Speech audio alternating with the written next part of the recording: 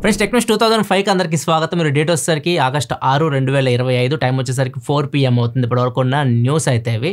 First వచ్చేసరికి Google నుంచి Google Pixel phones August 20వ లాంచ్ చేస్తుంది. మనకు తెలిసిందే పిక్సెల్ 10 సిరీస్ వస్తున్నాయి. పిక్సెల్ 10, 10 Pro, 10 Pro XL, దీంతో పాటు 10 Pro ఫోల్డ్ కూడా వస్తాయి. కాకపోతే సేల్కి వచ్చేసరికి ఫోల్డబుల్ ఫోన్ రాదు. ఆగస్టు 28వ సేల్కి వస్తాయి. Normal pixel 10, 10 Pro, 10 Pro XL ఈ మూడైతే ఆగస్టు 28వ సేల్కి వస్తాయి. ఫోల్డబుల్ ఫోన్ మాత్రం అక్టోబర్ 8కి వెళ్ళిపోద్ది డేట్ అని చెప్పేసి రూమర్స్ అయితే వస్తున్నాయి. మెయిన్ రీజన్ వచ్చేసరికి కాంపోనెంట్స్ ఇష్యూ. వీళ్ళ హింజ్ కానివ్వండి, డిస్ప్లే కానివ్వండి కొద్ది షార్టేజ్ నడుస్తూ ఉన్నాయి. సో ప్రొడక్షన్ డిలే ఉంది. అందుకని చెప్పేసి ఫోల్డబుల్ ఫోన్స్ కొద్దిగా లేట్ అయితే మిగతా ఫోన్స్ అన్ని ఆగస్టు 28వ సేల్కి అయితే రాబోతున్నాయి. నెక్స్ట్ సార్ OnePlus నుంచి OnePlus 15 సంబంధించి DCS లీక్స్ అయితే ఇచ్చాడు. OnePlus 15 ఈసారి డిస్ప్లే 2K డిస్ప్లే ఉండదంట. 1.5K రెజల్యూషన్తో వస్తుంది. అంతేకాదు back side camera setup square చేస్తారండి. ఈసారి రౌండ్ షేప్లో ఉండదు, స్క్వేర్ షేప్లో ఉంటుంది. డిజైన్లో చేంజెస్ చేయబోతున్నారు. అండ్ ప్రాసెసర్ అయితే ఆటోమేటిక్ చేంజ్ అయిపోద్ది. 80 లీట్ సెకండ్ జనరేషన్ ప్రాసెసర్కి వస్తుంది. మెయిన్ డిస్ప్లే 2K నుంచి 1.5Kకి వస్తున్నారు. అండ్ డిస్ప్లే టెక్నాలజీ కూడా చేంజ్ అయిపోతుంది. LTPO ప్యానల్ యూస్ చేయట్లా వీళ్ళు, LIPO ప్యానల్ యూస్ చేస్తున్నారు. లో ఇన్సర్షన్ పాయింట్ OLED ఇది ఇప్పుడు కొత్త ఫోన్స్ లో యూస్ చేస్తున్నారు. ఈవెన్ iPhone 17 Pro మోడల్స్ లో కూడా ఇదే యూస్ చేయబోతున్నారు. సో ఇది థిక్నెస్ తగ్గుతుంది, ఫోన్ థిక్నెస్ ఇంకా తగ్గుతుంది డిస్ప్లేది. మెయిన్ రీజన్ దీన్ని యూస్ చేయడానికి అదొకటి. అండ్ ఈ డిస్ప్లేతో OnePlus 15 కూడా రాబోతున్నట్టు చెప్తున్నాడు. అండ్ దాంతోపాటు బ్యాటరీ వచ్చేసరికి OnePlus 15లో 7000 mAh బ్యాటరీ వరకు ఉండబోతుంది. OnePlus 15 ఇండియాలో జనవరిలో ఎక్స్పోర్ట్ చేయొచ్చు. ఎప్పుడు జనవరిలో లాంచ్ చేస్తూ ఉంటారు. గ్లోబల్గా నవంబర్ ఎండింగ్ కానీ డిసెంబర్లో కానీ చూడొచ్చు. నెక్స్ట్ వచ్చి యాపిల్ నుంచి. యాపిల్ రీసెంట్గా ఒక మీటింగ్ జరిగినట్టు ఇన్ఫర్మేషన్ వస్తుంది.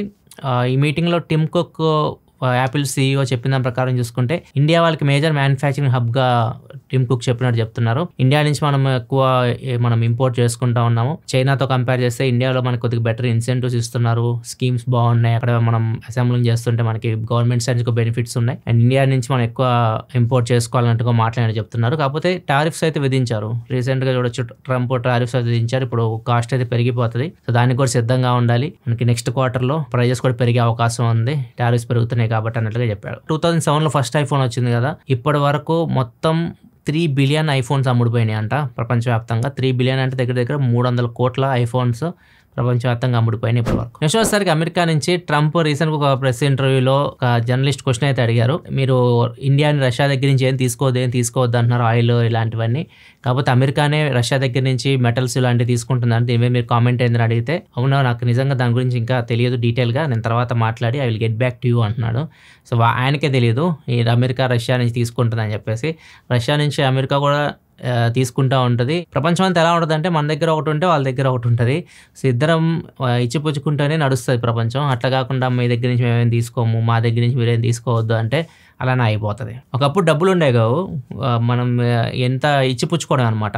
నీ దగ్గర ఏమైనా ఉంటే ఇచ్చేసి వాళ్ళ దగ్గర నుంచి బియ్యం తీసుకోవడం, నీ కూరగాయలు ఉంటే అది తీసుకోవడం, ఇట్లా ఏదో ఒకటి ఇచ్చిపుచ్చుకుంటూ ఉండేవాళ్ళు. డబ్బులు వచ్చేసిన తర్వాత మొత్తం మారిపోయింది. నెక్స్ట్ న్యూస్లోకి వెళ్ళే ముందు డీల్ ఆఫ్ ది డే చూసుకుంటే వెగా హెల్మెట్ తక్కువ రేట్కి అయితే వస్తుంది. ఓన్లీ ఈ కలర్ మాత్రమే 971 రూపీస్కి అయితే వస్తుంది. 971 రూపాయలకి ఆఫ్ హెల్మెట్. ఇది పూజా మందిర్ కూడా ఉంది ఒకటి, చాలా తక్కువ రేట్కి వస్తుంది. 664 రూపీస్కి అయితే వస్తుంది. సో ఇది చిన్న సైజ్ అనమాట. మీరు ఇంట్లో ఏదన్నా చిన్న ఒక దేవుడిని పెట్టుకొని మీరు పూజించుకోవాలి అనుకుంటే, పూజా మందిరం లేదనుకుంటే దీన్ని అయితే యూజ్ చేసుకోవచ్చు. సో ఇది కూడా 664 రూపీస్కి వస్తుంది. డీల్స్ లింక్ కింద డిస్క్రిప్షన్ లో ప్రొవైడ్ చేస్తే అక్కడ నుంచి మీరు చెక్ చేయొచ్చు. నెక్స్ట్ మనకి ఇటలీ నుంచి, ఇటలీలో ఒక అతను ట్రెక్కింగ్ అయితే వెళ్ళాడు. అతని పేరు వచ్చేసరికి నికోలా ఇన్వాల్డో. అతని వయసు వచ్చేసరికి 64 సంవత్సరాలు. ఇతను ఒక మంచు పర్వతం మీద ట్రెక్కింగ్ అయితే వెళ్ళాడు. మాన్విసో అని చెప్పేసి ఉంటుంది వాళ్ళకి అక్కడ పాపులర్. అక్కడ వెళ్ళాడు. అతను వెళ్ళిన తర్వాత అతను మిస్ అయిపోయాడు. అతను జాడ తెలియదు. తర్వాత తప్పిపోయాడు అతను. సో అతని కోసం వెతికారు, చాలా కాలం అయితే వెతికారు, కానీ అతని గురించి ఏం తెలియలేదు. మళ్ళీ రీసెంట్ గా డ్రోన్స్ వీళ్ళు యూస్ చేయడం మొదలు పెట్టారు. డ్రోన్స్ ని ఎగరేశారనమాట. ఎప్పుడు ఇది జరిగింది? సెప్టెంబర్ లో జరిగింది. ఇతను తప్పిపోయింది సెప్టెంబర్ 2024లో తప్పిపోయాడు. ఇప్పుడు ఎత్తికి వదిలేశారు. మళ్ళీ ఇప్పుడు డ్రోన్స్ వచ్చేసరికి డ్రోన్స్ తో పాటు కూడా ట్రై చేశారు. డ్రోన్స్ ఏం చేస్తాయి అంటే ఏమైనా మంచు పర్వతం అంతా వైట్ గా ఉంటది. ఏదైనా కలర్ఫుల్ గా ఏమైనా ఆబ్జెక్ట్ కనిపించింది అనుకోండి, అది ఫోటో తీసేసి ఇమేజెస్ పంపిస్తూ ఉంటది. అట్లా ఒక రెడ్ కలర్ ఫోటో ఒకటి పంపించింది వీళ్ళకి. సో వీళ్ళు చూస్తే ఒక హెల్మెట్ లాగా అనిపించింది. వీళ్ళు అక్కడికి వెళ్ళి చూస్తే ఆయన ఉన్నాడు. ఆయన హెల్మెట్ మొత్తం బాడీ కూడా ఉంది, మంచులో కూరుకుపోయి ఉన్నాడు, చనిపోయాడు. కానీ బాడీ మాత్రం అలానే ఉంది, ఎందుకంటే మంచులో ఉంది కాబట్టి బాడీ అయితే ఏమీ పాడైపోలేదు. ఇప్పుడు 11 months తర్వాత ఆయన బాడీ అయితే దొరికింది. వాళ్ళ ఫ్యామిలీకి అయితే వాళ్ళ బాడీ ఇచ్చారు. ఇది డ్రోన్ వల్ల జరిగింది. నెక్స్ట్ మనకి చైనాకి చెందిన ఒక రోబోటిక్ కంపెనీ యూబీటెక్ అని చెప్పేసి ఉంటుంది. హ్యూమనాయిడ్ రోబోట్స్ తయారు చేస్తూ ఉంటుంది. మనిషిలాగే ఉంటుంది, మనిషి చేసే పనులన్నీ చేస్తూ ఉంటుంది హ్యూమనాయిడ్ రోబో అంటే. రోబోట్స్ మీరు చూస్తుంటే రోబో ఛార్జింగ్ పోతే ప్రాబ్లం అయిపోతూ ఉంటుంది, దానికి ఛార్జింగ్ అయిపోతే పడిపోతుంది, మళ్ళీ తీసుకెళ్లి ఛార్జింగ్ బెడ్ ఇట్లాంటివన్నీ మీరు చూస్తూ ఉంటారు సినిమాలో. ఇట్లా సినిమా కష్టాలు ఉన్నాయి అన్నమాట. రోబోకి ఛార్జింగ్ దానికి మెయిన్ ఇంపార్టెంట్ అనమాట.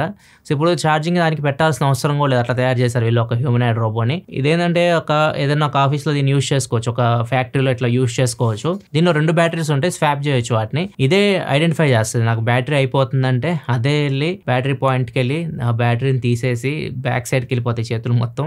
బ్యాటరీని తీసేసి చక్కగా దాన్ని ఛార్జింగ్ పెట్టేసి ఇంకో కొత్త బ్యాటరీని తీసుకొని పెట్టుకుంటుంది. ముద్దుగా చేస్తుంది పని అయితే. సో వీళ్ళు చెప్పేది ఏంటంటే ఫ్యూచర్లో మీకు మనుషులు అవసరం లేదు, రోబోట్స్ మీ ఫ్యాక్టరీలో పని అంతా చేస్తాయి, వీటికి జీతాలు కూడా ఇవ్వాల్సిన అవసరం లేదు, 24 గంటలు పని చేస్తాయి, అవి పాడైపోతే కానీ పని ఆగవు, 24 అవర్స్ అయితే మీకు వర్క్ అయితే నడుస్తూనే ఉంటుంది అని చెప్పేసి యూబీటెక్ కంపెనీ చెప్తుంది. కాకపోతే దీనివల్ల మైనస్ ఏంటంటే చాలామంది ఉద్యోగాలు పోతాయి.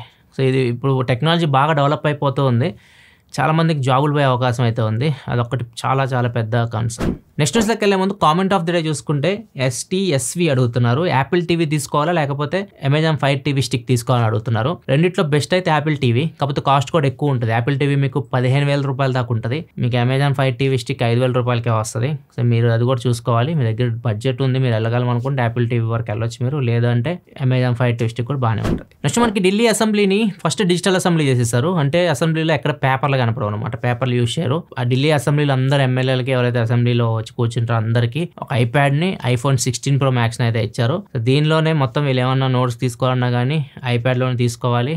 మొత్తం iPad iPhone కనెక్ట్ అయి ఉంటాయి కాబట్టి 2 యూజ్ చేసుకోవాలన్నమాట. సో ఇట్లా మొత్తం డిజైన్ చేస్తారు, మొత్తం డిజిటల్ చేసేస్తారు ఢిల్లీ అసెంబ్లీని. అంతేకాదు లోపల ఏదైతే పవర్ సప్లై చేస్తున్నారో దానికోసం కూడా 500 కిలోవాట్ సోలార్ రూఫ్ టాప్ అయితే పెట్టారు. సోలార్ ఎనర్జీతో అసెంబ్లీ మొత్తం నడుస్తుంది.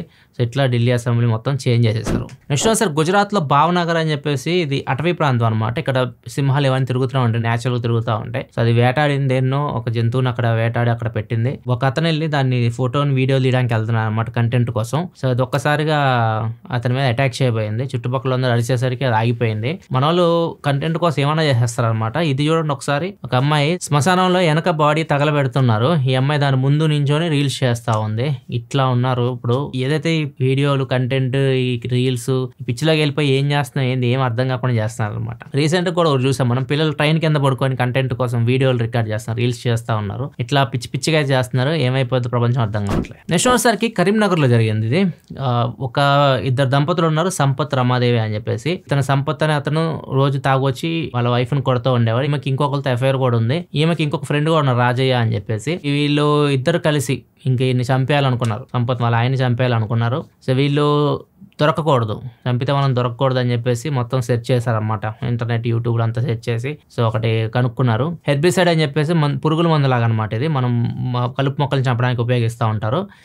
దీన్ని చెవులో వేసామని పడుకున్నప్పుడు చెవులో వేస్తే ఇయర్ కనాల్ నుంచి ఇవి బ్లడ్లోకి వెళ్తాయి అనమాట. బ్లడ్లోకి వెళ్ళి చనిపోతారు, పాయిజన్ అయిపోయి చనిపోతారు. ఈ రాజన్నను అతని ఫ్రెండ్ కలిసి ఇతనికి తాగిపించేసి మందు తాగిపించేసి ఆయన స్పృహలో లేనప్పుడు చెవులో పోశారు, అతను చనిపోయాడు. వీళ్ళ వైఫ్ ఏం తెలియనట్టు వెళ్ళి పోలీస్ స్టేషన్లో కంప్లైంట్ అయితే ఇచ్చింది, మా ఆయన కనపడట్లేదు అని చెప్పేసి. కొన్ని రోజుల తర్వాత పోలీసులకు బాడీ దొరికింది. తర్వాత దాన్ని పోస్ట్ మార్టం చేసిందా తెలిసింది వాళ్ళకి, లోపల పాయిజన్తో చనిపోయారని చెప్పేసి. ఇప్పుడు కొద్దిగా గట్టిగా అడిగితే సమాధానం చెప్పింది అనమాట ఏం జరిగింది మొత్తం అని చెప్పేసి. ఇప్పుడు వాళ్ళు ముగ్గురిని అదుపులోకి తీసుకున్నారు, ఆమెని ఆమె ఫ్రెండ్ని ఆయన ఫ్రెండ్ని, మొత్తం ముగ్గురిని అదుపులోకి అయితే పోలీసులు తీసుకున్నారు. ఇలా ఉందన్నమాట ప్రపంచం. ఇంటర్నెట్ని చూడండి ఎన్ని రకాలుగా వాడుతున్నారో. సో మీరు మంచిగా వాడండి, ఏదైనా కానీ మనకి టెక్నాలజీ ఎంత డెవలప్ అయినా కానీ మంచికి వాడితే మంచి జరుగుతుంది, చెడుకు వాడితే చెడు అయితే ఖచ్చితంగా జరుగుతుంది. అది మాత్రం మైండ్లో పెట్టుకోండి. ఇదే ఇప్పుడు వరకు ఉంది న్యూస్ అయితే. ఈ వీడియో నుంచి కూడా 10 మంది మన గూడీస్ గెలుచుకోవచ్చు, diary, pen and key chain. కింద డిస్క్రిప్షన్ లింక్ ఉంటుంది, అక్కడ నుంచి మీరు చెక్ చేయొచ్చు. నచ్చితే లైక్ చేయండి వీడియోని. మళ్ళీ మనం రేపటి టెక్ న్యూస్ వద్దాం, రేపు కొద్దిగా స్పెషల్ ఉంటుంది. రేపు టెక్ న్యూస్ మాత్రం మిస్ కాకండి. బాయ్.